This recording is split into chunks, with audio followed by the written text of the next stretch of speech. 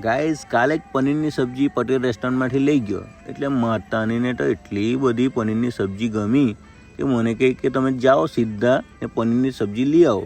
એટલે આજે પાછો પનીરની સબ્જી લેવા આવ્યો. તો જોયું તો એટલી બધી ઘરાકી દેવું, તો મેં કહ્યું કે ચાલ થોડુંક શૂટિંગ ઉતારી લે. એટલા માટે મેં અંદર ગયો. તો અંદર આ રીતના પનીર ચીલ્લી બનાવડાવી. પછી જુઓ તમે કે એક પનીર ટીક્કા બનાવ્યું, કે આ પનીર ટીક્કા બનાવ્યું છે એમણે, ને આ ઉપર મસ્ત મજાનું પનીર ને ચીઝ બંને ઉપર છીણીને મને ઉપર નાખી આપ્યું દાણો ને કમ્પ્લીટ ડીશ કરી આપી. પછી આ મારા માટે પનીર લઈ લીધું મેં.